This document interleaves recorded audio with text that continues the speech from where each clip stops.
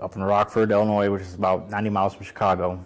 I grew up in the central part of the state, in the country or rural area, I grew up in an evangelical Christian household. So church and religion was pretty prominent within my family. Church every Sunday, etc. Had a vast experience doing almost 24 years in the military, traveled the world, seen a lot of different cultures, experienced a lot of different things. 18 years almost. This December will be 18 years since I embraced Islam. For the past 18 years, I have been on a beautiful ride as I look at it. I mean, my outlook, my heart, my eyes, my mind have all been opened up. I went from looking at it from a Christian background, a person that's read the Bible 3 times, at least 3 to 4 times, 3 to 4 times, knew the Bible well. I knew what the churches were instilling in me, but something just didn't feel right. While on a deployment to Turkey, in the military, for my obligation, I took and started looking into, started meeting people. That's where my first encounter with Muslims was in insular Turkey. I started talking to them. They started talking to me. I started asking questions. I started realizing that Islam and Christianity are extremely similar. It's like the message is the same. It's just been repassed from stage to stage. The message never changed. I started looking at it as all the things that I grew up to know in Christianity, Moses, Adam, Jesus, Islam covered the same. What I've learned since my conversion to Islam is that it's a pure religion. There's no middleman. In Christianity, everybody always prays. When they pray, majority of Christians pray to Jesus. Why? Why are you going to pray to a person in the middle when you got direct contact with God? He's the one that's going to be the overall decider of what goes on, what you get, what you don't get, what happens to you. Why go through a middleman? I took a year from the time my first involvement with Islam, and I started reading. You never want to jump into it too openly.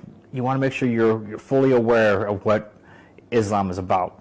So that's what I did. I took and read books. I started learning the true Islam, the beauty of it, the simplicity of it, and it just opened my heart. And then December 1998 in Florida, I took and submitted and converted to Islam. Islam has impacted my life in a very positive way. I feel good about everything that I do. I don't feel that weight on my chest anymore. I don't feel that I have to take and worry about pleasing somebody. I feel that I can, it's just like, as I mentioned, a weight off my chest. I can breathe, and then I see everything in a different light. My concerns with the time I started, that year before, when I first got introduced, started meeting Muslims, started learning a little bit of Islam until I converted. I had some concerns that, do I really want to do this? I mean, I grew up my whole life evangelical Christian. I mean, do I want to take and shun my family and all that they try to instill in me and teach me by jumping over to this? And then before I started realizing, before I started realizing and learning, why do I need to take and convert if the people I'm seeing at the current time doing the same things I'm doing? But as I mentioned, it was until I took and started realizing that they weren't holding true to their faith, and not to take and base all of Islam on the acts of a few. My thing was I thought it was going to be hard. I'd have to go through a whole big course, a couple months of going and sitting down and listening, taking classes and stuff like that. When I found out how easy it was, I was like, okay. That's what made me okay, I'm ready. And I realized converting to Islam is one of the easiest things a person can ever do. I ever did. I converted in December of 1998 in Fort Walton Beach, Florida. I was stationed there at Herbert Field. As I mentioned, I was in the military, so I bounced around a lot. Like I mentioned, the process took 5 minutes. And it was like, as soon as I uttered those words, it's just like, almost like a total release of pressure. Everything was gone. And then everything was just opened up. I can't explain it. I mean, I wish I could explain it better, but I just can't. The feeling you feel, it was wonderful. It was just like somebody, you just come into laid back in a hot bath.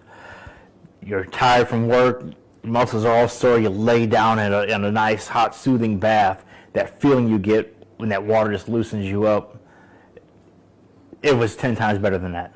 I thought would be so hard and so difficult was so simple. The utterance of a few words, and that's all it took to take and bring me and to give me pretty much to rebirth me into a new life. It was amazing.